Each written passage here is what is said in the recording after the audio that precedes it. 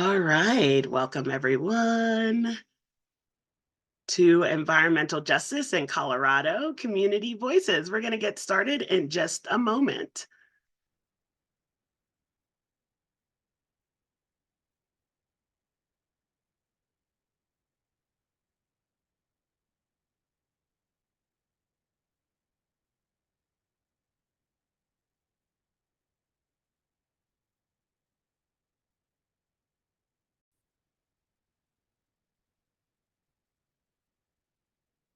Welcome everyone to Environmental Justice in Colorado Community Voices. Like I said, my name is Parker McMullen Bushman. My pronouns are they, she, and I am so excited to be here and for us to be having this conversation. Today, we are going to delve into the kind of intricate web of environmental justice and climate change issues that are gripping the beloved state of Colorado. With every passing years, the signs of climate change are becoming more and more apparent, and the urgency to address these challenges grows even and ever stronger. In the past century, most parts of Colorado have witnessed a warming of 1 to 2 degrees Fahrenheit, and the repercussions are profound and far-reaching. Across the western United States, we have heat waves that are intensifying, snow melts that prematurely, and the once reliable flow of the Colorado River is dwindling. Drought and rising temperatures ravage our forests, rendering them vulnerable to devastating wildfires and invasive pests. And behind these alarming shifts lies a stark reality. Our Earth is warming at an unprecedented rate. Human activities have amplified the concentration of carbon dioxide in our atmosphere by a staggering 40% since the late 1700s. And the consequences are dire, as evidenced by the 1 degree increase in surface temperature over the last 5 decades. As temperatures soar, evaporation rates escalate, altering precipitation patterns and exasperating drought conditions.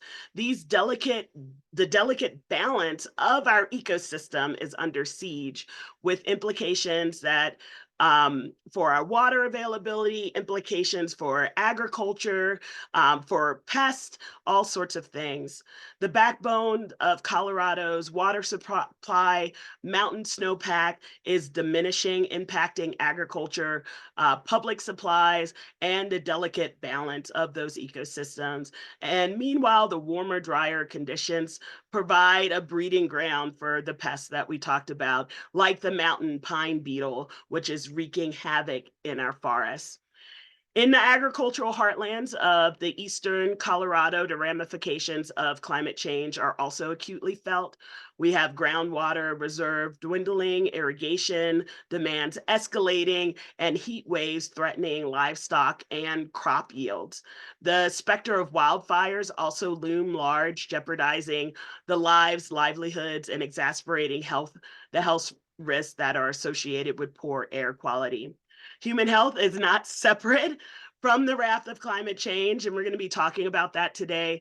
Extreme temperatures are triggering heat-related illnesses, while ground level ozone exacerbates respiratory illness. So we are gathered today to talk about this. We have a panel of amazing people who are bringing their collective wisdom and passions into this room to confront the challenges head on and to champion environmental justice and to forge a new path ahead towards a more resilient and equitable future for Colorado. So today is going to start out with me giving you a little bit of background around environmental justice issues. We are then going to hear from each of our panelists who are going to share some of the projects and things that they're working on. We're going to have a round of panel questions that were developed ahead of time, but then we also want to take questions from our audience. So please be thinking of the things that you would like to say or ask. You can put those into the chat at any time, and we will gather those for asking during our panel. So I'm excited to be here. Like I said, my name is Parker McMullen Bushman. My pronouns are they, she, and I'd love to tell you just a little bit about my background. I'm going to be our moderator for today's panel. I am the CEO of Ecoinclusive Strategies. Ecoinclusive is an justice, equity, inclusion, accessibility consulting firm. We work with all sorts of organizations, nonprofits, government orgs. A lot of the organizations that we work with, though, are conservation based and environmental orgs. And we like to kind of pull together social justice issues with environmental issues. I'm also the COO of the Inclusive Guide. If you haven't joined the Inclusive Guide, you should do so. Inclusive Guide is an online review platform where people rate places and spaces based on how they felt they were treated in relation to their identity. We then look for trends on the back end so we can provide businesses with feedback on which communities they are serving really well and which communities they might need help in serving. I am also the founder of Summit for Action, and Summit for Action is a yearly summit where we tackle issues at that intersection of environmental issues and social justice. So check out all of my orgs. You can also find me on social media under the handle Queen Work. Queen actually stands for Keep Widening Environmental Engagement Narratives. And I use my platform to talk about issues at that intersection again of environment and social justice issues, also to provide representation for fat, queer people of color in the outdoors to provide the representation that I never had. I have been in environmental education and outdoor recreation for over 20 years. And these conversations that, like the ones that we're going to be having today, have been happening for a very long time. My work has really centered on kind of environmental issues and teaching people about the environment, helping people to connect to the environment, but also helping people to be empowered to make change within their communities. So, to get us started, I want to talk about what is environmental justice and why environment and justice are closely linked things. Oftentimes in the conversation around diversity, equity, and inclusion, people are very focused on equity because equity takes into consideration historical wrongs that have been done, current disparities within systems, and looks for solutions. However, justice is a concept that encompasses fairness and equality, yes, but it involves ensuring that we fix the systems that have caused the disparities in the first place. So when we are looking at justice, right, justice says who not only who has been harmed by inequities, right, and not only what we can provide for people to be able to operate within these systems, but how do we fix the systems themselves and how do we allow everyone within a system to thrive? When we talk about the environment and the issues of the climate crisis, what we have seen is that some countries, some populations, some communities have benefited more than others from the industries and technology that are causing climate change and environmental harms. And at the same time, the countries and communities that have benefited the least from these environmental harms are suffering first and worse because of the impacts of those environmental harms and climate change. Things like our dependence on fossil fuels has unequally benefited the richest countries while disproportionately impacting the poorest and most vulnerable countries. Environmental justice says that we have to be treated fairly in those outcomes. So, environmental justice is a fair treatment and meaningful involvement. So, people being involved in the process of not only learning about their environment, but making decisions about their environment. And so, they have to be involved with respect to any of the development, implementation, and enforcement of environmental regulations and policies and laws. Fair treatment means that no group should bear a disproportionate um, amount of or disproportionate share of the negative consequences resulting from industrial, governmental, and commerce or commercial operations or policies. So here in Colorado, you would think, that we kind of know this, that we get this. Um, but we have a lot of disparities within the state of Colorado. Colorado stands as a beacon of environmental consciousness, right? When we think about the states within the United States, Colorado always stands out as far as our commitment to the environment. Yet the shadow of environmental injustice looms over some of our populations here in Colorado. Many of our fellow citizens remain unaware of the disparities and dangers that plague our state.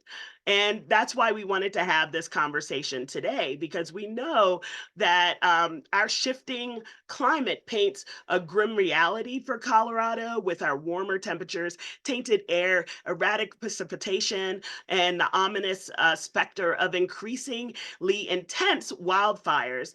And these changes aren't just abstract threats. They pose tangible risks to our community. And what we see locally is what we see nationally, that communities of color and low income communities are being most impacted by these things.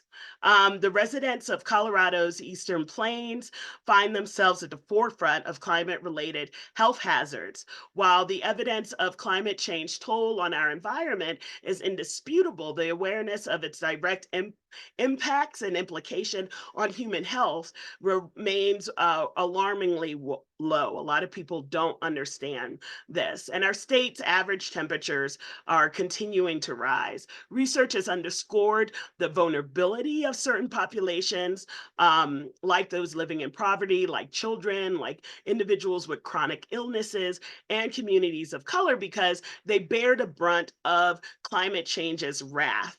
And these extreme issues with our climate, with our environment, are causing issues with our respiratory systems, our cardiovascular system, contributing to a proliferation of pollutants and other things. And so we have to think about our communities that are most impacted, because to me it gives the statement of I can't breathe a totally new way to look at it, right? A totally new meaning, because a lot of our communities are saying, I can't breathe. I don't have something that's essential to life. And a lot of these communities that are dealing with social justice issues are also heavily impacted by these environmental issues.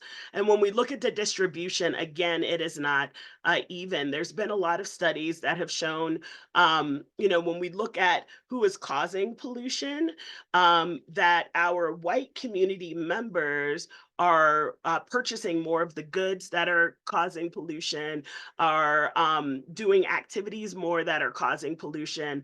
But the brunt of who is affected by the environmental harms from that pollution lies in our communities of color. And so, an example would be if they were studying the production of gear bought at REI, right? Who is predominantly buying that gear, and then where's that gear, where's the materials for making that gear, where's it being mined from, where are the factories for making the plastic and the webbing housing and things like that. And just like when we talk about climate change worldwide, what we are seeing is that resources are being taken out of majority communities of color, that the environmental harms from those things are placed in communities of color. So factories, things like that. And so it's up for all of our community members to come together and to stand together against these injustices, because things like environmental racism is real. When we examine racism and structural inequities, we can't leave the environment out. And environmental racism is the inequitable distribution of environmental harms based on race. And what research has shown us in the United States is that race is the biggest predicting factor on if you are going to be located next to an environmental harm. It is a bigger predictor than even socioeconomic status. And so when we look at where our communities of color are located in the US. And when we look at where the communities are with the highest climate change vulnerability, we see a lot of overlap between these two. We also see that our community members, people of color, are really concerned about these issues. They understand these impacts from the environment, and they understand that it is an important issue for them to be concerned about in their communities, but are not often at the table. And when we look at the threat of who cares about the threat of climate change, we see that as well, right? A lot of people, because they are most impacted by these issues, are really care about this threat. We also see that it harms life here within the United States, that people are impacted by these environmental harms. And if you haven't, I'm going to share really quickly. If you haven't seen the CDC map, life expectancy map, I love sharing it. If you've ever been in a workshop with me, you've probably already seen it. But when we look here in Colorado at the CDC life expectancy map, and I'm going to go to Denver, which is where I live, we can see that our neighborhoods are really differently impacted. And when we look at, areas up here, the state life expectancy is 80 years. But when you look at Globeville, Elyria, Swansea, when you go up to areas in Commerce City, you see that the life expectancy is much lower. These areas are located next to environmental harms like Suncor, right? And are predominantly low income neighborhoods of color. If you go down here, though, to areas like Cherry Creek, right? And some of our areas that have predominantly higher income and predominantly white neighborhoods, you see the life expectancy is far above the state life expectancy. So when we talk about these impacts, it's not just about what's good for the environment, but we're talking about the actual life expectancy of the people living in those neighborhoods. And that's why environmental inequities and climate change are a social and racial justice issue. We know that these inequities interact with and worsen our existing inequalities in society, and that solving environmental issues requires an intersectional approach, and that we have to center Indigenous voices in this conversation, because that is where a lot of our answers lie.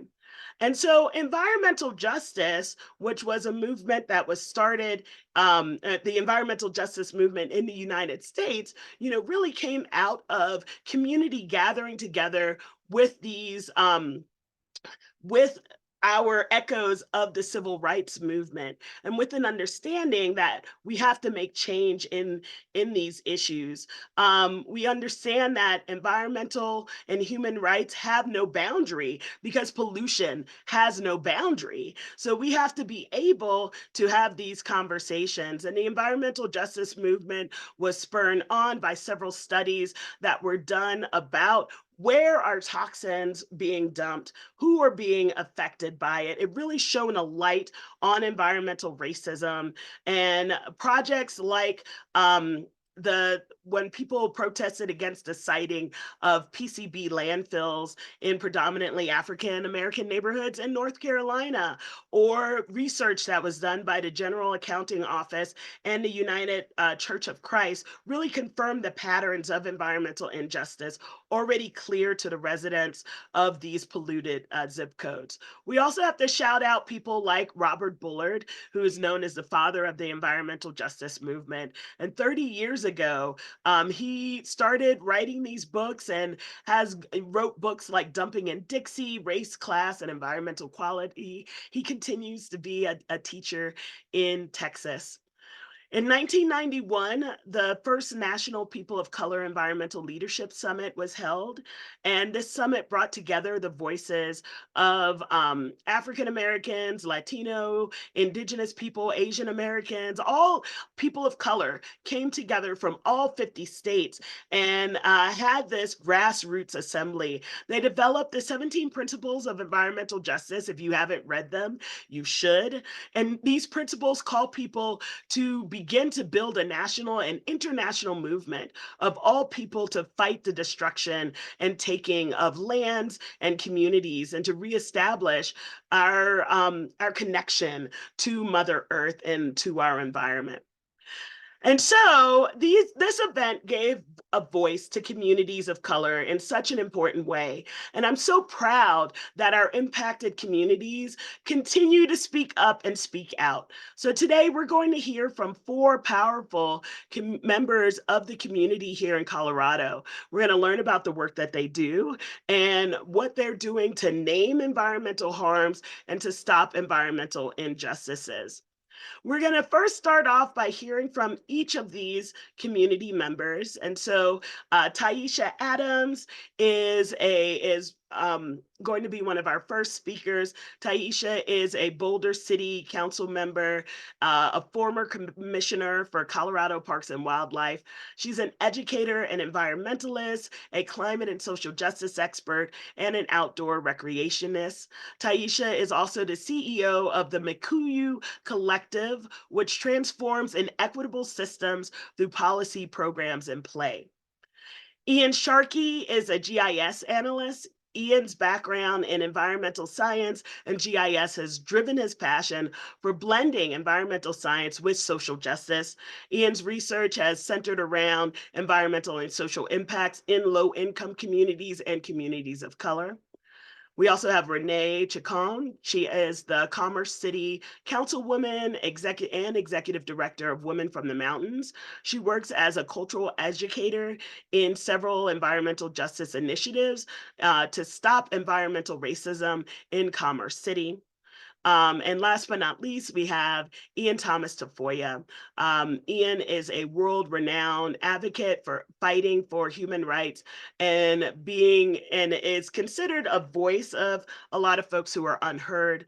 From local to international, he's worked with many people, organizations, companies, and governments in order to make an impact on global issues ranging from poverty to environmental sustainability. So I am so thankful that our speakers have, decided to join us today to share their knowledge and their willingness to talk about themselves. We're going to start off with Renée, and I'm going to turn everything over to Renée to talk about some of the work that she's doing and to share with us a film. Thank you so much, Parker. I'm grateful to be in this space. Abuelitos y abuelitas and all the ones that came before and all the little ones to come. My name is Renée M. Chacon. I already have a beautiful introduction from Parker, but I want to make sure that we acknowledge and always move with awareness to not just having a land acknowledgement, but make room that we live on the land of the Ute, the Cheyenne, the Arapaho, the Shoshone, the Kiowa, the Comanche, the Inde, the Dene, the Chicano, and 48 tribes that still live and travel through this space. When we're talking about disproportionately impacted communities, it has to go all the way to colonization. It has to understand certain levels of genocide, and it especially needs to understand how we have disassociated from the earth and disassociated from each other to cause severe traumas. And we need to develop a level of emotional intelligence when we're approaching environmental justice and ourselves. I teach ally and accomplice, and the first thing that we need to recognize heavily is we need to be allies to ourselves. How do we treat ourselves? How do we treat each other? How do we project our bias? How do we project our predatory behaviors? And how are those same predatory behaviors reflected back at us? Because what we're throwing out, we're also getting back. And it's a hard lesson when it comes to environmental justice, but it's one that generations of people are living through in the invisible silence. And the reason I say that is because I have to educate and constantly want to bring and fight to work to build the capacity to bring in communities that are not here to speak for themselves right now. The Cheyenne, the Arapaho, the Shoshone, the Kiowa, the Lakota, the Dene, to keep going. Where are these tribes when we're talking about environmental justice? Where are the sovereignty? No treaty was ever honored. And how are we recognizing the same methodologies that create those and have created the same multi-generational traumas and cultural harms are doing it to our communities now every single day in the same silent way? And it's how we approach housing. It's how we approach water. Water is life. It's how we approach air. It's how we approach all the interconnectivity of each other and the intersections of each other as well, with that emotional awareness. We are not machines, and we're constantly being grinded in our communities like we are. We're human beings, and we're fighting for the ability to have our civil rights, our environmental rights, and honestly, just our association with the earth again, to use our medicines, and that we are also medicine. So I work in many ways to relate that in spaces that are not used to hearing it. It is in policy and legislation. It is in city council. And we initially started in marches on days like this, honestly.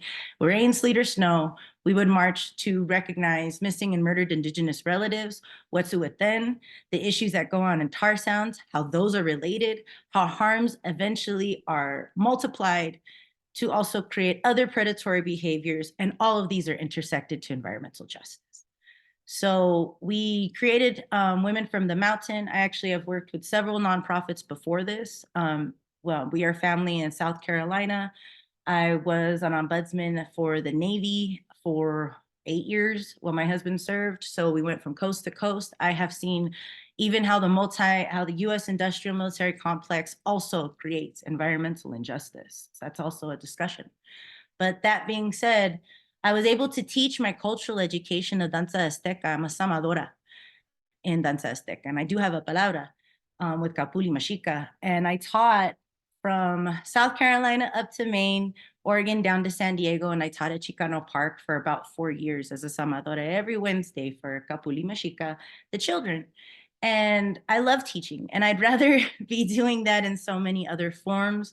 But to teach about this is crucial now because we're preparing future generations for a pollution that they didn't create in trash that they don't deserve to live in. And we have to recognize we all do now too. So what we did was create an organization, Micaela Ironshell Dominguez, who's safely traveling to the Anishinaabe Theater right now to be in a missing and murdered Indigenous relative play, to create a nonprofit that educated about cultural responsitivity to our communities in a very cultural nuanced way. It can be in understanding that mental health could be as simple as having circles that frankly no white people can come to. It's creating ribbon skirts in those circles. It's beading. It's just connecting again to our languages. And then opening it eventually through trainings of ally and accomplice of how to be trauma sensitive to each other's communities. BIPOC communities can project certain forms of predatory behaviors to each other. How do we unlearn all that though? How do we honestly move through that type of conflict and engage in these conversations so that we can help connect again? And we created Women from the Mountain initially there, and it started going into marches and a number of other cultural education. And we worked with several organizations to relate this to environmental justice, but we weren't able to get the word out until we started doing a lot more media and education through there. We do op-eds. We call out the governor constantly.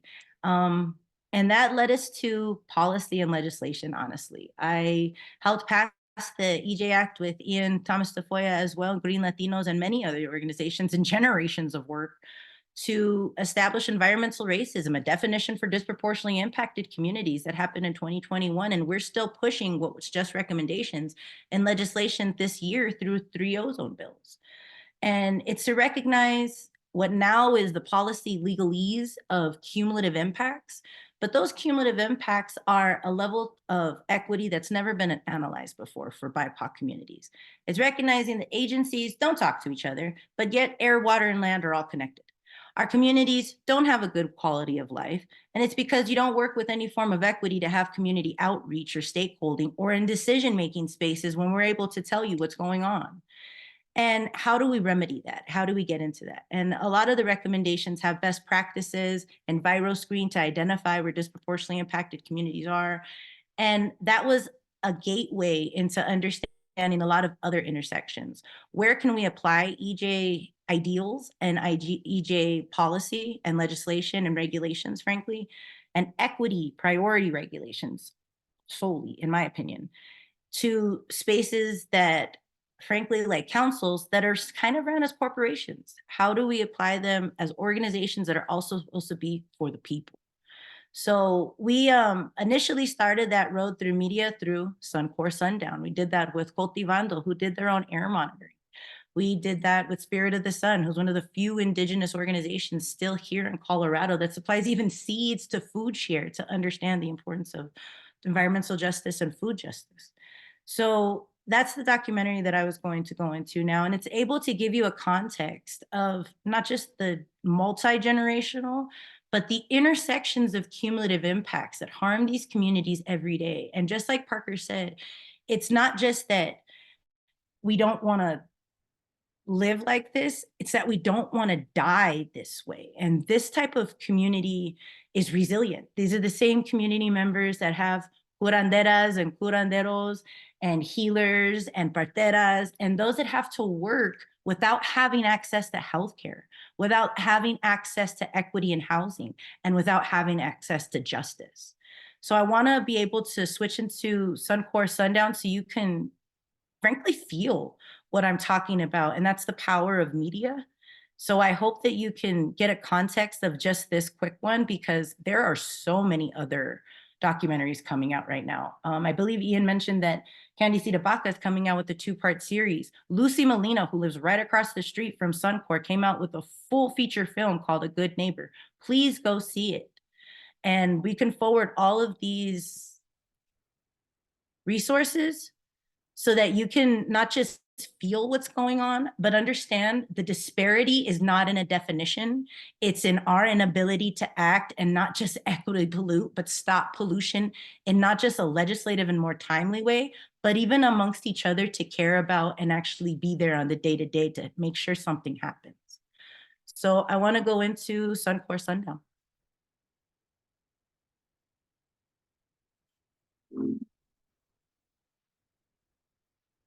I reside in what we now call Commerce City, Colorado, which is really the homelands of the Ute, the Cheyenne, the Arapaho, the Lakota, the Kiowa, the Chicano, and 48 tribes that still live and travel through these spaces. Ancestrally, a space that respected that it had certain sources of life, and you had to respect the region for what it honored and what it offered, and the indigenous people did.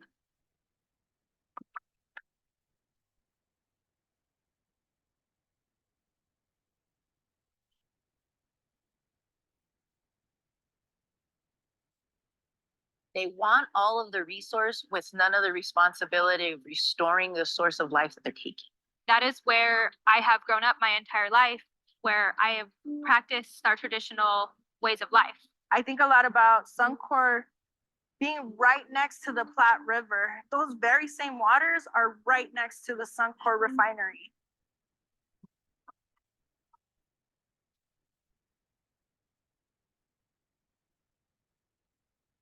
Asking my grandparents about it when they would take us to school, because we would pass by it every single day. You know, they didn't seem like it was that big of a deal. And we started to see the effects on my grandparents' land. my grandparents would wake up in the morning and they would have this film that's on their cars. And since then, it's only gotten worse. And that film is like a yellowish type of color. And you can see some of that yellow smoke. You know, I've been driving down the street and been able to see it. I think about all the teenagers who have to go back inside because the air quality is too bad for them to play out or to ride their bikes. My mother has an autoimmune disease, which now I have also developed as well. Families who've lived here for, decades, who are reporting that their children are having a hard time breathing, concentrating, having nosebleeds and things like that. I don't think they understand how they've affected our air and our water. And nor do I think that they care.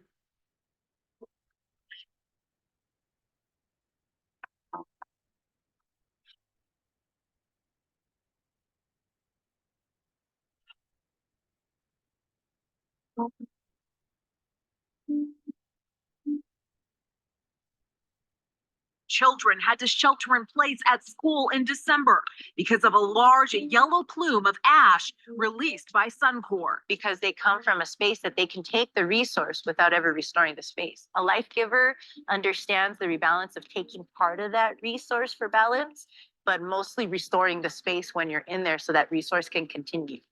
It's supposed to be sustainable.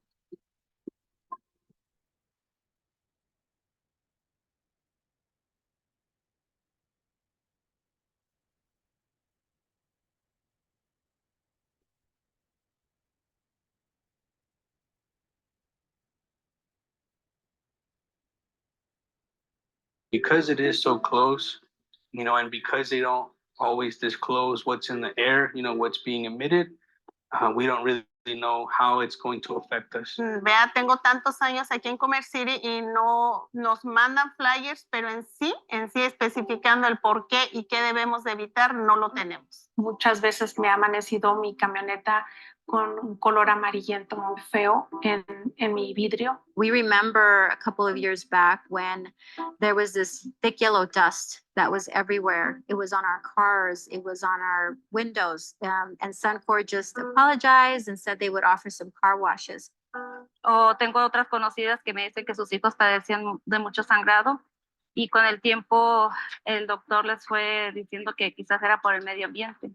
Entonces también mis hijos pasa mucho de eso y pues a veces no sabíamos pues por qué, hasta que vas investigando y vas sabiendo, entonces pues tiene que ver como pues en la contaminación en la que vivimos. A lot of the people in my house, they get migraines. Personas que conozco por lo menos tienen a alguien en su familia con asma.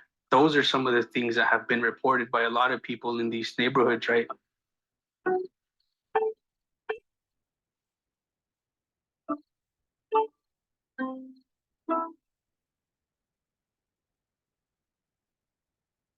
And they've been allowed to do that for only economic benefit while they have literally diminished the quality and health and safety benefit of everything, the quality of soil, air, land, and the people.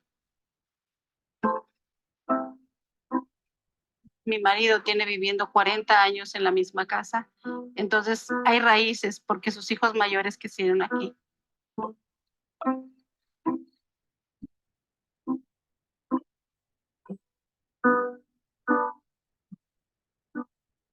Vea, lo que espera uno de un buen vecino, veas que siempre estemos en comunicación. Ser un buen vecino es cuidarnos unos a otros y ayudarnos unos a otros, mantener nuestro vecindario limpio. Pero pues un buen vecino es alguien que no te daña y que quiere el bien para ti. When we take care of the earth, the air, the water, we also take care of ourselves and our family, our descendants and our ancestors.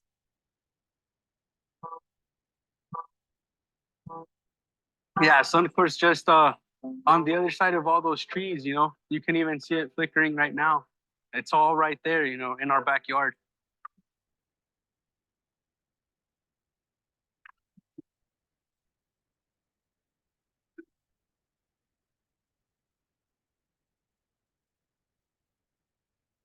Me, a good neighbor is someone that I can trust next to me.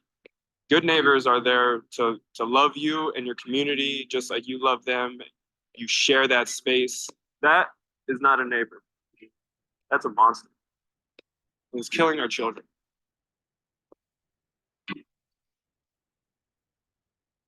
We are not only able to speak up, but that people are willing to listen and that there's going to be change. This wouldn't fly in an affluent community. This wouldn't fly in a predominantly white community. Because no matter what the state accuses that Commerce City refinery of, it doesn't seem like anything ever changes. To outsiders, it's alarming. But to people who live near Suncor, it's just another day in the shadow of a seemingly untouchable giant.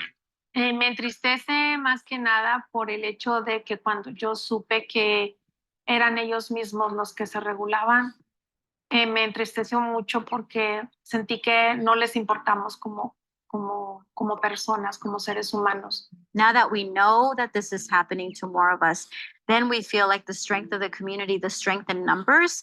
And so our community is very ready now to make sure that Suncor is held accountable. Cultivando is an environmental and civil justice organization chosen to set up new air monitoring devices around the refinery and nearby neighborhoods. Our monitors will measure up to 50 toxics, including radioactive matter. The information that will be picked up from these monitors will then be fed into a bilingual website, which we will also be creating, and will list all the toxics that have been detected by the monitors, as well as the associated health conditions that are tied to those. The people who have to live around an industrial zone are the low-income families, are my people. You know, if not enough people are speaking up and trying to advocate for our communities, and that's when we have to step in. Estamos aquí, somos vecinos, somos comunidad, y que pues no es justo que nos esté perjudicando de esa manera.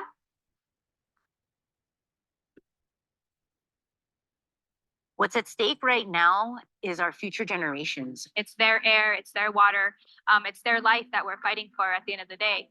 Prepare yourselves for the challenges of the climate impacts that are already going to happen. I'm trying to teach them some form of sustainability because I know that they're going to have a harder fight than I did. Don't be afraid.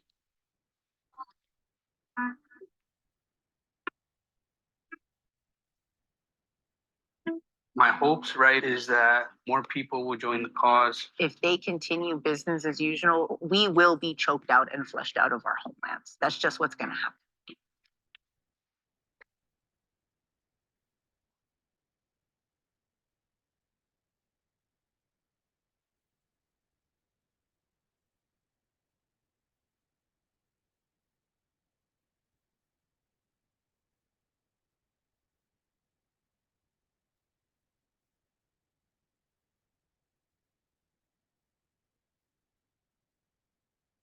All right. Forgive me. I also recognize I was screaming for coffee on my kid. They're on spring break. Thank you so much, Renee, for You're welcome. for sharing the video and for sharing about your background. I'm really excited to have the opportunity to talk with you more in a moment with the rest of our panelists. Up next, we have Ean Sharkey, who's going to tell us a little bit about his work, his GIS work, and some of how maps can show us a lot of these environmental impacts in a really powerful way. So we're going to turn it over to Ean.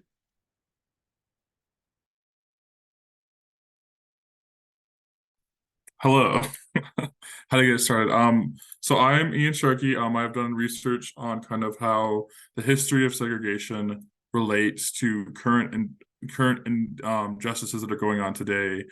And I've used a lot of my mapping to look at environmental issues, but also like how people have been situated or forced to live can affect things today. Right now in front of you is a redlining map from 1938 that looked at kind of like the conditions of the areas, but also in the past, they typically would rate things as bad based off of the people that lived there on top of other issues. And a lot of these areas in Denver were racially segregated and were rated as red because of the high population of Black, people of color, Jewish people, Italian people, a lot of like first generation immigrants that didn't speak English were in these red areas. And yellow areas were kind of like, in the green area, the other side of the spectrum was very much white people, that had lived here since the 1600s, or the descendants of those people who spoke English, who were typically Protestant, lived in these green areas. And I think one of the things that I like to do about maps is that there's, within the tenets of white supremacy, there's worship of the spoken word, and a lot of times we will tell these stories about what areas we can go to, what areas are polluted, what areas have deficiencies in parks, but people won't typically believe us. And so I feel like JS is a very good tool to show exactly how these things work with us.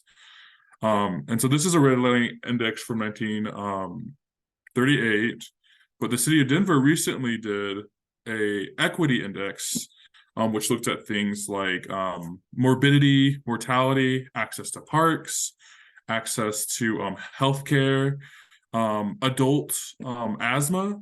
And this is just the city of Denver. And there was like a correlation between the areas that were previously redlined and the areas in red that have really bad equity or access to all of these things.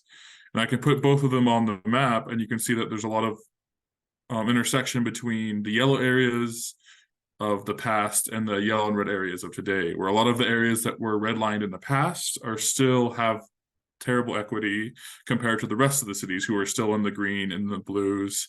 And that trend can affect our lives. And while segregation was technically made not a thing, it still is very apparent in mapping that there is a lot of segregation, and it affects our livelihoods and lives. This is the city of Denver. So I also have a couple other racial narrative maps. So Denver's right here, but if we go to West Denver, in this map, red means segregated.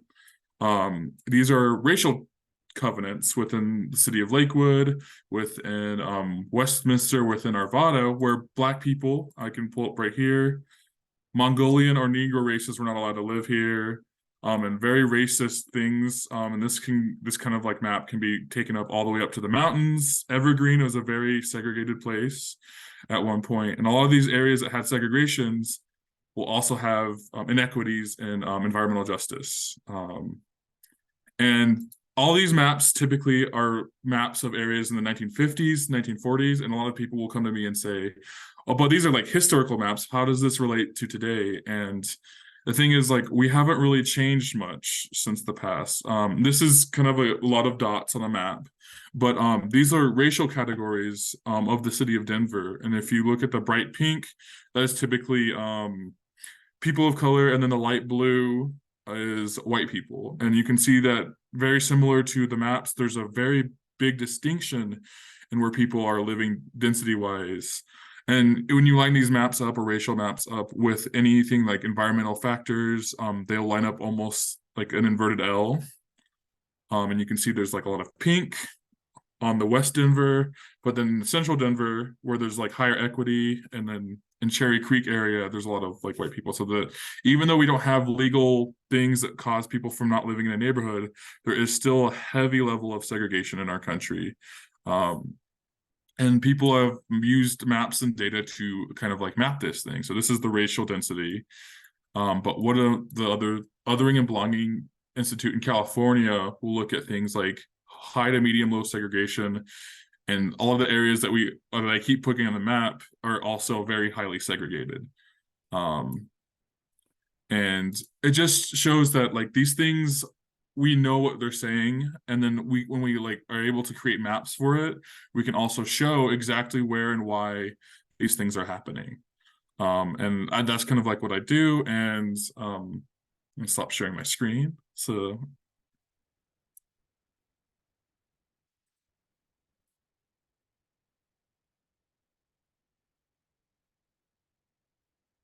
and I just think that we can use maps and data to compare historical events to current injustice. And also, when we're mapping current injustice, we can use it to see where things are in the future going to go.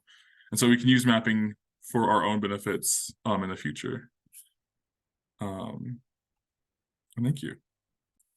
Thank you so much, Ean. And I also can't wait. Well, I can't wait to talk to everyone. And I just love following the work that you've done over the years with different organizations that kind of highlight and bring to the forefront these issues. Next, we're going to bring up Taishy Adams. Taisha, are you with us? I am. Good morning, everybody. Can you hear me and see me good? Yes. Excellent. All right, should I go ahead and get started, Parker? Yes, thank you, Taisha. It's all you. Of course, thank you. Good afternoon, everybody. My name is Taishy Adams. I use she, her pronouns, and I am zooming in from the land of the Ute, Arapaho, Cheyenne, and Shoshone, also known as Boulder, Colorado. I am coming to you as a elected official, but not in my official capacity as a city council member here in the city of Boulder, newly elected. But I am excited to share some of my initial reflections. But a lot of my work, again, is outside of the city of Boulder through my organization or company called the Mukuyu Collective, where we balance people and planet through policy and play, really transforming inequitable systems. And so today I wanted to talk a little bit about my own journey to this work of environmental justice yeah, just to provide some alternative pathways. So I was born in Northern Virginia, and my first love was water. So I grew up my whole life swimming and being in the ocean and rivers, and yet this cognitive dissonance of that's not what Black people do. No, Black people don't do that.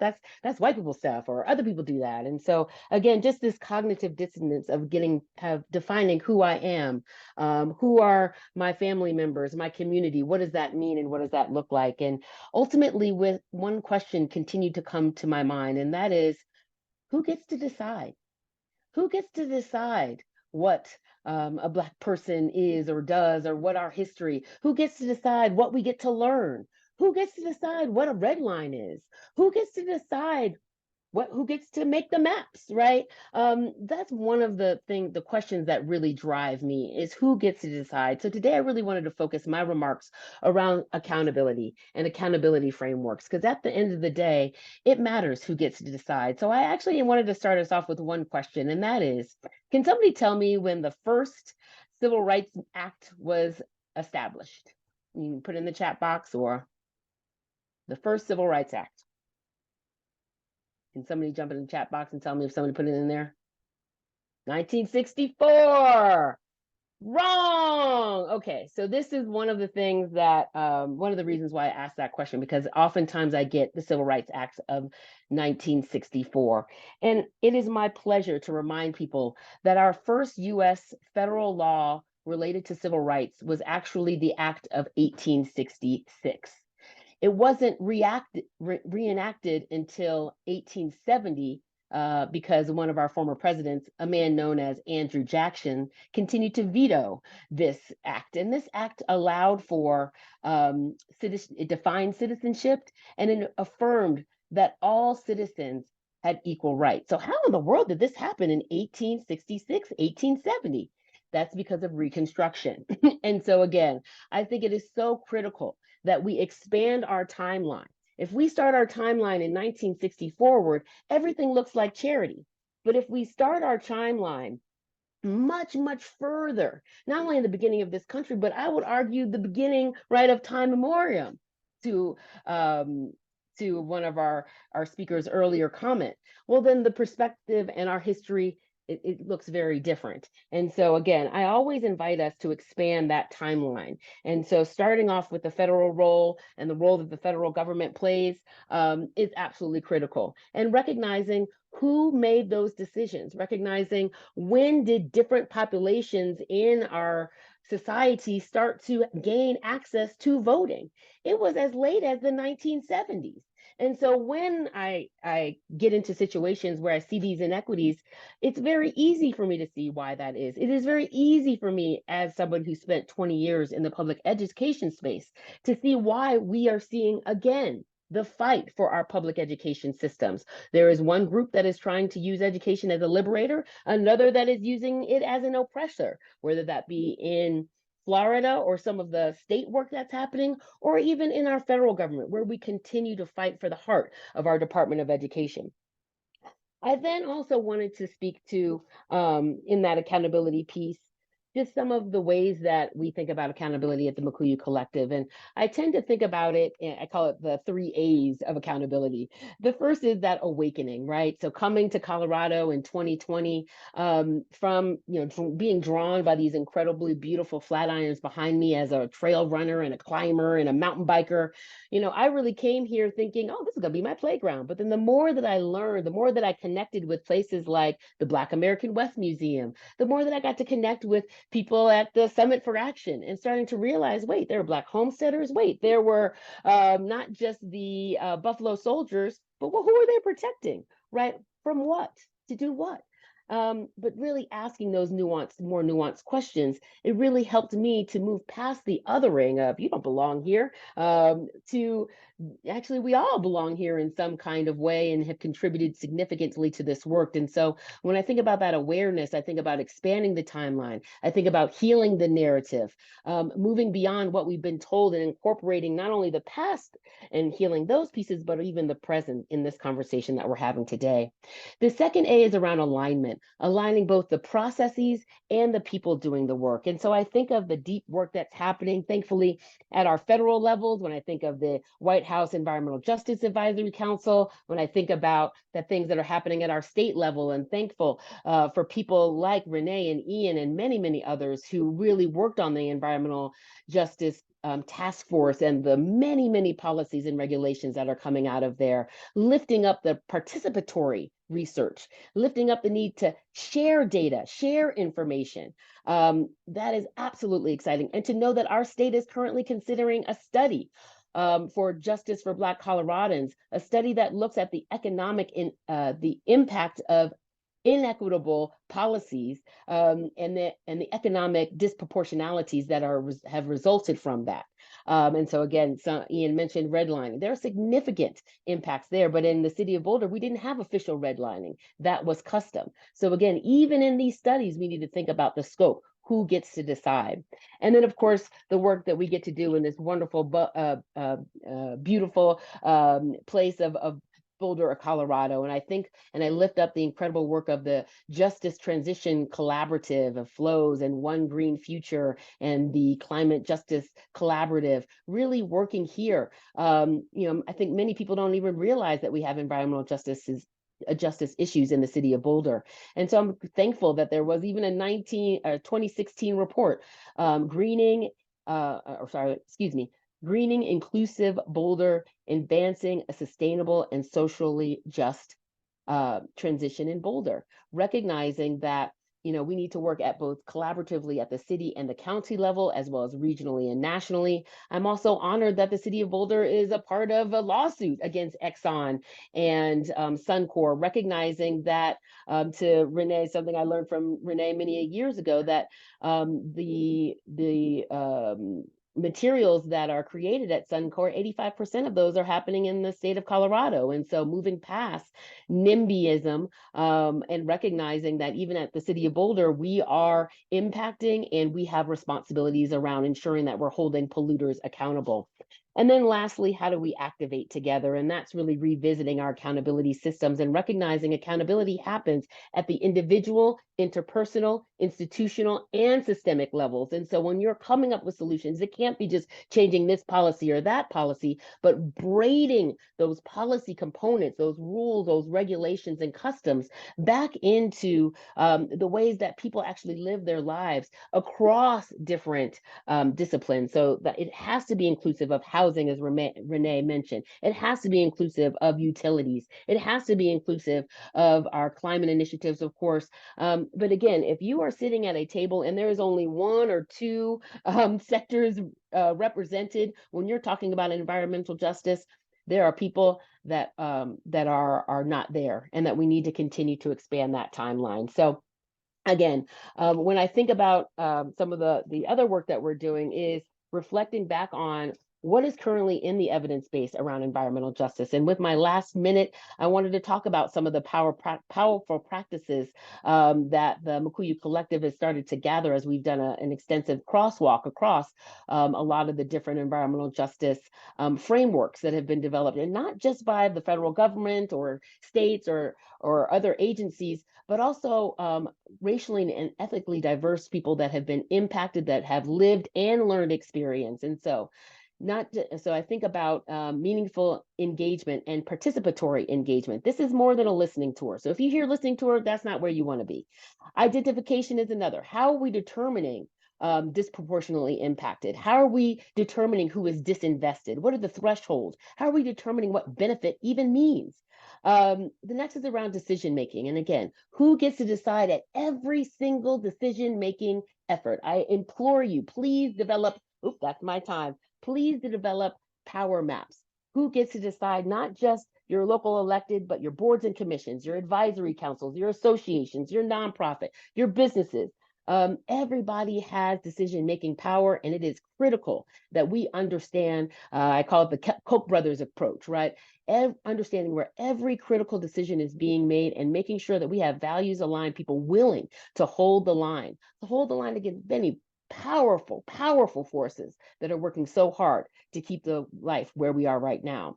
And the last three are funding structures and accountability structures, as I mentioned, inclusive practices and culturally responsive practices, and lastly, intergovernmental cooperation. So again, I look forward to having more conversations with my fellow panelists, and look forward to and appreciate, Parker, how you're always bringing us together so that we can be our fullest selves and never having to code switch. So thank you so much, and I look forward to continued conversation. Thank you so much, Taisha. As always, I love hearing about your perspective and the work that you're doing. Next up, and to round us out for this portion, we're going to hear from Ean Tafoya. Ean, are you with us? Thanks, Parker. Hi, everyone. I'm Ean Tafoya. Thanks again, like everyone else said, to everyone else and for the work that they do. I certainly have had a chance to interact with every single person you've heard about their stories today. And it's so many people doing so many things. And I would just want to echo from their beginning, we need more people in this work. There's many hands make light work. There's plenty to do. Come and learn. I think that's really important. I was going to start just by introducing myself, and then I think I'll share a short presentation that I made. But I have one thing in common with a lot of people you heard on here today, and I'm an educator. I started my career working with the Museum of Nature and Science. I've worked with children, civics, theater, business, and was really happy to be a teacher. Now I get to do adult education, predominantly trying to work with people to understand public health, trying to understand some of the scientific terms, trying to understand how to actually engage in their local government. What's the difference between the Air Commission and the Water Commission and the Capitol, and how do they work, and how to use your voice? We spend a lot of time around financial literacy, trying to explain to our communities how we can take advantage of grants, how we can be sure our water is safe, whether we're double paying for it or not. What we can do to make sure and fight for our water safety, they're all kind of intertwined there together. For my mom's front yard, you can see a smokestack that used to be a coal plant until the early 2000s. My mother still lives there, works for the city of Commerce City. And actually, they just moved her office even closer to where you can see Suncor from her window. So 24 hours a day, my mother is living exposed to some of the most toxic cumulative pollution in the state. And what's unfortunate, I think, was that my mom was a social worker whom worked her butt off after being laid off when her job was automated by US West. She was a phone operator. We used to dial 0 and get her on the phone. And she dedicated her life to being a social worker. And the home that we were able to get, was on a former Superfund site that was cleaned up, that had a community garden that after a year we moved there, closed down. We have one of the only trees on the block. And you can see the smokestack, which is across the street from a lot of other polluters in my community. In my career, outside of being a teacher, I've worked for 3 branches of local government. I've worked on lots of ballot issues, run for office myself, much like some of the elected leaders here on this panel with us. And I've made media to try to tell our stories. The Suncor Sundown is just one of many great films that are trying to tell a narrative about our communities in North Denver PBS had a 2-part special. There's another one about our great friend Lucy Molina and her run for office and how it interrelates with this environmental work. Another one of my colleagues was in a film called Fracking the System, which is about the drilling of fracking wells next to schools and the impacts 8 years later where it's still leaking to this day. And they're consistently trying to discredit the community members who over the process of self-defense have become experts, okay? Who become true scientific experts, spending the time and the consistent hours to learn about that work. So I'm just gonna switch really quick to my presentation. So just give me 1 second.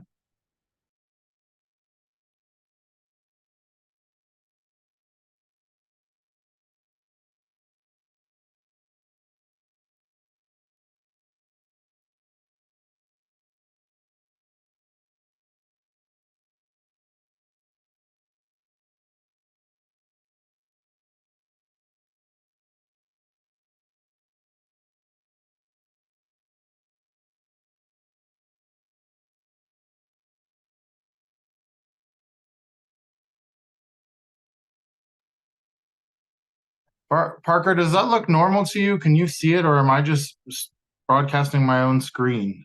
Well, it was at first. I saw your PowerPoint, and then when you brought your screen back, your face back up, then it went to your screen. Can you see it now? No, now I just see you. Oh no. Well, we might have to do this. I got one of these new fancy phones, and I'm trying to present while doing it at the same time. I was super impressed that you were presenting from your phone. Like, I was like, this is new. And Yeah, it is new, and I thought I knew what I was doing, but apparently I might not know what I'm doing. We're gonna try one more time here. Okay. It came up. It did show. Okay. There we go. We're here. I might just keep it like this. Okay, so yeah, I want to also talk about the group that I'm associated with. So I'm connected to a group called Green Latinos. I have the honor of being the state director, which means I work on public policy, federal and state, connecting community members, and I have a staff of people who live all across the state of Colorado who are trying to educate our communities on the things we've been talking about, from public health to civics engagement. And we were founded in Washington, D.C., originally as the National Latino Coalition for Climate Change. And we were, trying to push back on cap and trade. We wanted to see action on climate, certainly, but cap and trade in that conversation in 2008 could potentially have been devastating for our communities as they continue to try to buy credits. And it's something that we are continuing to fight now with the Polis administration, the Environmental Justice Act, to try to rein in industrial pollution, just generally speaking. If you'd like to become a member of Green Latinos, we'd love to have you. Doesn't cost anything. There are paid memberships, but it's actually the act of saying, yes, I'm a member. And you don't have to be Latino to be a member. We have a lot of memberships for people who recognize that, our liberation for our communities are intertwined with each other when we call in all directions. I hope that's really grounded in what you're hearing from all the different people who are today. I got really involved in environmental justice work and found my way to Green Latinos from fighting a highway expansion through my community known as Central 70. $2 billion for 2 miles of highway, absurdly expensive, damaging for generations, repeating mistakes of the past. And I sued the government. Ultimately, it's really darn hard to fight the government, and especially when it's just a few of you. And I think that's what the network has become. As you heard, I had the great pleasure again of being on the EJ task force with Renée Chacon, and we were fighting to, really reform more than a dozen state agencies and make change for the better. Well, unfortunately, it seems at times that they got us to sit down in chairs instead of being on the streets, but we have to do both, and I want to reiterate that. And I want to be also transition and now say thank you to the people who are the scientists and the engineers and the map makers, among others, that are consistently helping us advance our fight for these human rights, these environmental rights. And I want to call attention to a report and an online GIS map that when I figure out after this call, I'll drop it. I stop presenting, I'll put it into the chat. It's called Who Bears the Cost? And it was really, getting approached to say, hey, look, I know my neighborhood is cumulatively polluted. I've learned about some of the Superfund sites. I can see the train interchange. For me, my mom's house was the closest to the Coca-Cola factory. Then we know there are the highways there. we began to understand that there were so many different industries there and doing different businesses as, and we needed to catalog some of this information that, though technically public, was in no meaningful way or culturally appropriate way or in language justice ways accessible for our community. This research, actually, what we uncovered in North Denver, is in just between the 3 highways, or about 4 square miles, there are 189 businesses that are violating federal environmental law. This means that they are knowingly and self-reportingly saying that they are exceeding limits and not turning their paperwork on time and doing things that, if they were treated in our regular society, and they were people like corporations pretend to be, would have been punished a long time ago. And so we're using this information to, highlight the need for increased resources. It's a bill that's at the legislature, 1338, that would bring this. I want to go here to the Environmental Justice Task Force that we were talking about. I want to encourage you to go online. We'll drop those links back for everybody and to read it yourself. It's a document that had more than, I think, 70 meetings. People and us, we traveled all across the state of Colorado to hear from people in rural communities about what they wanted to see in the reform for local governments. And that is the, our roadmap that we were able to help write. And I think what's been really cool, especially with the best practice in community engagement and coming from the community or government side, is it really helps you think through all the steps you could take if you had all of the resources to send mailers, knock doors, do what it is, and then to help prioritize which are the best things that you can do with the resources you have to try to reach individuals. I want to also encourage everybody to be thinking about the intersection between housing, as you heard. With my mother's house being there on a former Superfund site, I had the opportunity to be a community scholar at the University of Denver's interdisciplinary research on the study of inequality. And my research really was about connecting these conversations about land use and zoning and historic red lines and where we're making decisions to spend our limited resources moving forward. Whether those are the housing bonds we've created, land trusts, and conversations around equity and home ownership still need to be grounded in the fact that, if you can see there on the right-hand side, we have these colored zoning maps and train stations that were built to nowhere by fast tracks, and now we have legislation at the state capitol. This one to the right in particular is one I just want to raise that, Councilwoman Chacon raised to me. And so I added it into the research that we were doing. There on the top is a light rail stop for the end line, and next to it is a cement factory. Is next to a cement factory where we should be saying, hey, you can build 12 stories of zoning here? Perhaps it is, because the cement should go, but should they coexist with each other? The one below that is the former dog track, to transform a large piece of land into more housing. But again, in eyesight of Suncor, one of the largest polluters in the state, and 89 businesses who are violating the law. So is this the place that we should be adding density? And if it is the property we want to reclaim, then we need the government to step in, because in the end, we end up paying for it. Human beings are harmed by it. Certainly lost years in life have an impact on you and your families. I tell often when I testify, imagine could be the difference of seeing your child graduate high school or get married or your granddaughter is born. That's the reality that our communities have when our life expectancy is so much less as a result of these factors. I want to invite people to the Capitol. We're in the middle of what we call the Take on Toxics tour, where we're traveling all across the state. Just this last weekend, one of our toxics events was we took people out with those FLIR cameras in Greeley, Colorado, to look at oil and gas facilities themselves and make those direct connections to the work that we're doing. We have upcoming events in Adams County. We have upcoming events around Suncor that we've been working with the state on. We have events in Pueblo, Colorado. This Thursday is an online one that is about trains and train safety and the impacts of trains on our communities. But I also want people to know that you need to show up. What we've learned is when the seats are full, we win. When the seats are empty, we struggle. But what we're trying to do is make it easier for people, for online testimony, talking points, practice sessions, translation, food, bus passes, children's activities, whatever we can do to take direct action. And that's really what we need. And, not only just the marching, but also showing up in the seats. They both matter. And the last thing that I want to just touch on, and then we can go to the questions, is just this is a sneak peek at a map that I'm going to be releasing on April 26th. So a lot of people might say, Ian, there's a lot of issues and there's a lot of money, but I don't know how to connect to those grants. I don't know if my nonprofit will qualify or not, or how do I know based on these layers and these maps that people like Ian are making are applicable for our communities. And so for the Denver Regional Council of Government, 7 counties, we've been compiling this research. Here on the left is a bar that will show you all of the government grants that are available. And we will have layers in these maps that you can click through to find it. One thing that I've learned through my community advocacy is there's in a cumulatively impacted community, you could choose so many things to work on.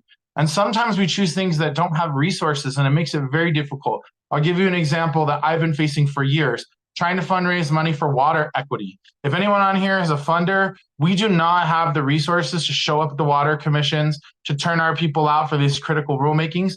We have in limited accounts, and when we have, it's made a huge difference. And so we want people to say, hey, like, okay, I'm facing these multiple issues. This one has 3 grants that are applicable to it. And then we want you to be able to click here and get connected to the national and the local groups that help with that. We're also going to be opening a competitive bid process for $10,000 grants for Dr. Cog nonprofits to be able to apply for a grant here. This map is zoomed in, but if you zoom out, you'll see Boulder, among other things.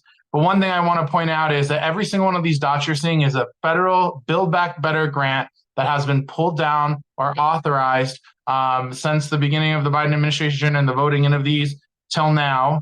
And so you can actually see what other projects people have applied for and hopefully build relationships in your community. I think at the end of the day, what I hope people understand is that we have to have a relationship and be in relationship with each other in order to apply for these grants, among so many other things. Environmental Justice 40, I've had these conversations with the federal government and SALS that says, you know, interagency cooperation is incredibly important. We have to talk about financial literacy and how we get our communities to apply for these grants. We also have to understand that if you just supercharge infrastructure and the building of things, but you don't have these plants that are producing the goods in compliance, you're actually supercharging the harm. And so these are some of the nuanced components around the interagency work that we need to do. And I'm looking forward to the conversation with everyone else. Thank you so much, Ian, and really excited to hear from you and to hear your voice. We are still seeing, oh, there we go, your face, like you were sharing a screen. So actually, I'm gonna ask all of our panelists if they're willing to come on camera, and we'll have, we'll kind of spotlight multiple people so we can see everyone. And if you are here in our Zoom room, if you are interested in seeing just us, you can, if you hover over someone who has their camera off, you can press hide non-video participants, and that will highlight the people who have their cameras on and are speaking. So I'm so excited to have this conversation today, and the things that people have kind of brought to the forefront have been really, really important. And so I thank you all for being willing to be here today and to be willing to talk to the work that you're doing, but also to this important conversation. Something that was said that Ian said and some other folks said that I thought was really important to highlight before getting into this. These are issues that affect all of our communities, and you may have noticed us talking about some of the differences between who is facing the brunt of these environmental issues. You know, low-income communities are hit really hard. Communities of color are hit really hard, but that's because of the lasting legacy of structural racism and things that have happened here in our nation. And it also is not to say that white communities do not face these issues as well. And when we think about moving forward, why this issue is important to everyone, is we know that we live in shared ecosystems, right? We may be a little bit further from maybe where a big polluter like Suncor is located, right? So maybe we have a little less of the immediate impact, but we are still impacted and our ecosystems are still impacted because our ecosystems are connected. And so we have to realize that, you know, even though we have certain communities that are the intersection of already having already identities that are oppressed, right? Then intersecting with environmental harms gives them a bigger pain point. It's not to say that any other community is not dealing with this, right? Or that one particular community is the cause of all of this, right? We're all in this together. And that's why these conversations are so important. So with that being said, I'm so excited to be speaking with you all today. And if you have questions, please go ahead and put them into the chat as we're speaking. We'll continue to, you know, try and bring in these questions for the remaining time that we have. But one of the first questions that I want to start off with for our group, and you all have already kind of done this through some of your speaking, but I would love it if anyone is willing to share some examples of specific environmental justice struggles or victories that we have had within the state of Colorado. So that will be our opening question to our group.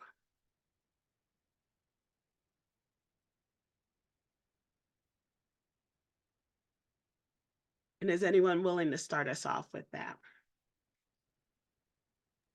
I was about to throw you out there, Ean. Sure, I can start. Yeah, okay. I think some of the great victories we've had are that things that have taken a very long time are finally getting to an implementation phase. So, you know, later this year, for example, there'll be a rulemaking around air toxics. Often you hear on TV about it's an ozone day. Those are the national ambient air quality standards. But then there's a whole class, and by I say a whole class, thousands upon thousands of other chemicals that are toxic when they get into the air. And when they wrote the the Air Quality Act, the Clean Air Act, excuse me, they didn't get those pieces in around hazardous air pollutants. And then in 1992, they finally had movement at the Capitol in Washington, D.C., and they made promises that they were going to do more about hazardous air pollution, and then they didn't. And so far, there are 13 states who have gone farther to close those loopholes for these kinds of toxics. And it started with us, you know, working on Suncor and realizing, man, that going through these permits isn't going to get us there. And then we were like, okay, like let's go try to run our own law, and then no one would carry it. And then we went and knocked doors and we elected our people, and then they didn't have enough power at the Capitol. And so I think in total, it's been 6 years. We're finally at the rulemaking. It seems like a very long time, but it's a huge victory of the like persistence of the work we're doing, in addition to the Environmental Justice Act that you also heard about, which is also going to require implementation into all these different agencies. So if you're working with Parks and Wildlife and you're on this call, if you're working with the Department of Transportation, if you're working with agriculture, all these different agencies now have a mandate. And if you want advice on how you can like work towards that implementation, I would say that Renee and the rest of us and the task force members would be happy to have that conversation. Thank you so much, Ean. Does anyone else want to jump in, or we can go to our next question? Let me give it a second. No? Okay, wonderful. Sorry, Parker. Sorry, go ahead, Taisha. So one of my roles on the City of Boulder's council, you know, we have other council assignments, and I've been assigned to the Rocky Flats Stewardship Council, which was formed in 2006 after several other iterations. And if there are others who have information or knowledge about this, as I am orienting and onboarding, I know that this council is in the process of pivoting. And so it is a critical time to revisit this $7 billion with a B cleanup project. And to Ian's earlier comments, this cleanup happened in the late 90s, and there have been significant changes in how we do things, how we do cleanups. And so I welcome thought partnership and those with knowledge to connect and deepen coalition. Thank you so much. Thank you, Taisha. I'll only add one quick point. The reason that this takes so long, especially for a community, is that we have no funding for direct action. We have plenty of funding for performative action and legislation that puts us in on paper saying that we're doing a bunch of things. But if that power source that funding does not go directly to community in all of these equity NGOs, communities community groups, I want to say coalitions, because it's not always NGOs and it shouldn't always rely on the nonprofit complex to represent equity. So if you're not directly moving with direct action for environmental justice with those communities, locally implementing it, it's not working. And that's where we're at. That's become a big barrier because yes, Ean already said the great successes that we've had now in legislation that has been long overdue, even for recognition for the generations of work for this type of equity, frankly. But that being said, it's still not enough to get direct action. Water filters, air filters, the things that communities need today, and even to this point, emergency climate preparedness, we're all at risk for climate impacts now. So how are we looking at that intersection, even in our economies and our local workforce development? Sorry to throw all that in right away. No, I love that. And Renee, I just wanted to build on the imbalance that I'm seeing between legislative effort and electoral efforts. Because there is, I'm going to go with 95%, again, this is my perception of our efforts, our legislative effort, and not that electoral component. And it shows. So we do all of this, but if you have people like Andrew Jackson, that's just an example from 1800s, but one that has made it very difficult to do work, then, and you can't just have one or two people either. You need to have 3 to 5, right, to really be and to sustain. Because again, I just saw Shirley Chisholm movie, right, and you can get people in, but then they'll redistrict on you. They'll run somebody else, another non-white person who kind of has similar things that you're running on, but they may be compensated by different people, right? So again, I just want to honor, how do we also balance our efforts in getting laws changed or getting laws on the books or getting laws monitored and evaluated properly and being held accountable, but also who gets to decide? Who gets to actually say, yes, we're going to move that money directly to nonprofit organizations without bureaucratic hurdles? Who is it that's right? And that's when I need more people to get engaged in. And I will tell you, electoral politics is hell. And I get why there are few of us. But there's only been 7 Black mayors in all of Colorado since its founding. 7. So again, do not be surprised that laws that were created not by us, right, are impacting us disproportionately. So I just want to lift up that electoral part. Thank you. Thank you. And we have there's such powerful influences behind politics and money to make sure that the laws are favorable to corporations and not so favorable to the people living within communities. And we have to realize, you have to ask yourself, when you go to vote, look at who is funding who. Look at who is getting support from who. When you see, things that are coming up, like we had here in Denver, voting in Denver around even keeping pieces of land green, and the amount of money that went toward changing the narrative around what was at stake, that came from developers, right? And if you aren't paying attention to things, you might hear something and be like, oh, well, I want that, and end up voting against your interests because that money is going into advertising and changing the narrative so that people don't understand what is happening. All right. There's a one more thing, and then I'll be fast. I promise. Yes, Renee. It matters so much of who you decide, because look at local city councils. We do land use. We don't do air permitting. So when you have those boards and commissions and those coalitions that start putting BIPOC communities and supporting those communities straight from community to those boards and commissions, and they get denied by the governor, that's also an equity barrier. So it's incredibly important when we're talking about decision-making spaces, it's who is involved in those spaces and commissions, not an electoral, because they decide permitting regulation and how that gets implemented, but then how the land use itself to your local implementation is impacted. So those city council members are the ones that could either help raise your taxes or know how predatory developers are taking them out of basically out of your city. Sorry. No, that was great. Thank you. So next there's a question in the chat that I don't want to lose, and it asks about, we've talked a lot about urban environmental justice and impacts, but what about rural environmental justice issues, especially since most indigenous communities historically live in rural areas, right? And I think this is such a big question because we often talk about urban and environmental injustice things are often thought of as urban issues, but rural areas are heavily impacted by a variety of things. I talked a little bit in the beginning about impacts to agriculture, our lessening snowpack, which is impacting water and things like the Colorado River and who gets funds. We see things in indigenous communities like having contaminated water in areas like reservations that have not been dealt with, so many things. And so I'm wondering if anybody on our panel has any insight or thoughts about rural environmental justice issues.